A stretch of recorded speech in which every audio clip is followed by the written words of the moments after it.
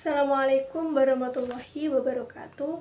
Di sini saya akan menjelaskan tentang konsep ideal, perkembangan, dan sebab tidak majunya suatu pendidikan Islam. Pendidikan Islam adalah suatu pendidikan yang berisi tentang pengajaran dan pengetahuan tentang ajaran Islam untuk menyiapkan seseorang memiliki bekal akhlak yang baik. Konsep pendidikan Islam yang ideal itu adalah pendidikan yang bisa membentuk setiap potensi pada diri peserta didik dan bisa membentuk akhlak yang baik sesuai dengan ajaran Islam dan bisa memanusiakan manusia.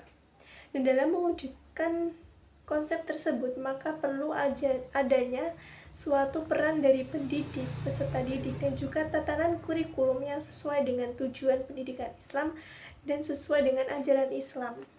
Sebagai seorang pendidik, tidak hanya sebagai pengajar, tetapi juga sebagai motivator, sebagai penasehat, sebagai contoh yang baik bagi peserta didik. Maka dari itu, pendidik harus mempunyai sifat yang baik, punya sifat akhlak yang baik, dan juga bisa memberikan atau bisa memahami setiap psikologi diri peserta didik. Selain itu, dalam hal mengajar, seorang pendidik juga harus pandai dan pintar dalam memilih metode dan media yang digunakan dalam proses belajar mengajar, agar proses belajar mengajar tersebut bisa efektif dan efisien. Metode yang bisa digunakan seperti metode ceramah ataupun metode diskusi yang bisa membuat pertukaran antara argumen bagi peserta didik ataupun tugas kelompok, kerja kelompok, dan sebagainya. Dari semua kegiatan yang sudah dilakukan, maka perlu adanya evaluasi agar kita bisa menilai dan mengukur sejauh mana usaha yang dilakukan untuk mencapai tujuan pendidikan Islam sendiri dan sejauh mana perkembangan siswa dalam memahami setiap pembelajaran yang sudah disampaikan. Evaluasi bisa dilakukan seperti mengadakan ulangan harian ataupun ujian tengah semester, ujian akhir semester, dan ujian-ujian lainnya. Selanjutnya yaitu bagaimana perkembangan pendidikan Islam di dunia, khususnya di Indonesia. Pada saat ini pendidikan Islam sudah mulai berdiri dan berkembang, menyebar di seluruh kota dan desa. Contohnya seperti sudah banyaknya madrasah, sudah banyaknya pesantren, dan pendidikan Islam lainnya. Dan bahkan di luar negeri, contohnya Malaysia, agama Islam sudah mulai diajarkan pada sekolah nasional, bahkan dibangunnya suatu bidang pendidikan agama yang menaungi pendidikan agama di sekolah tersebut.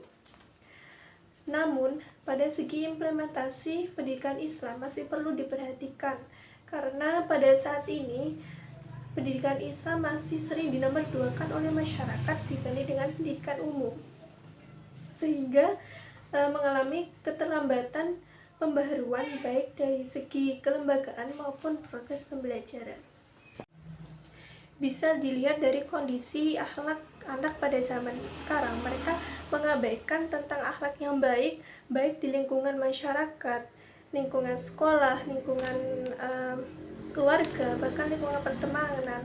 Hal itu disebabkan karena implementasi yang tidak tertata, sehingga tujuan pendidikan Islam sendiri yang membentuk atau menyiapkan peserta didik mempunyai sikap atau akhlak yang baik itu tidak berhasil tercapai atau tidak berhasil diterapkan pada peserta didik.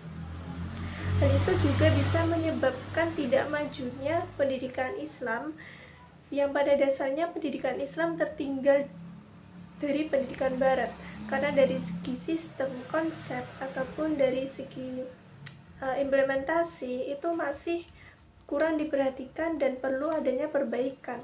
Contohnya seperti lemahnya visi misi, kurikulum yang kurang berkembang dan terlalu berlebihan, lulusan daya saing yang rendah, tenaga pendidik dan kependidikan yang kurang profesional, waktu belajar yang kurang, dan juga perhatian dari masyarakat yang kurang. Namun dari segi tujuan pendidikan Islam dan pendidikan Barat itu juga berbeda.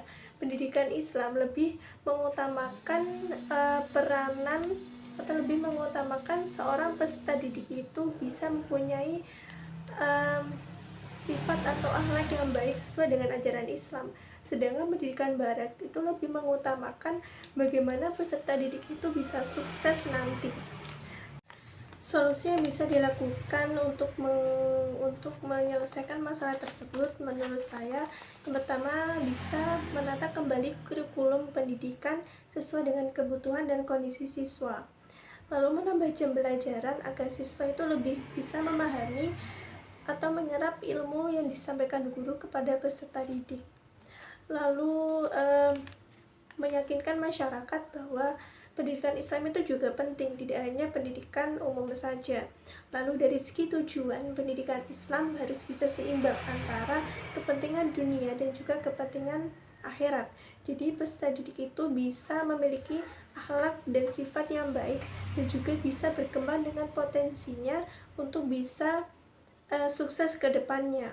Lalu kita juga bisa mengamati bagaimana sekolah-sekolah Barat itu melakukan kegiatan-kegiatan pendidikan sehingga pendidikan itu bisa maju. Hal itu bisa dijadikan sebagai contoh atau sebagai panutan bagaimana kita juga bisa menerapkan suatu implementasi pendidikan kepada pendidikan Islam agar bisa berkembang, tapi juga sesuai dengan ajaran Islam sendiri. Seperti itu. Terima kasih.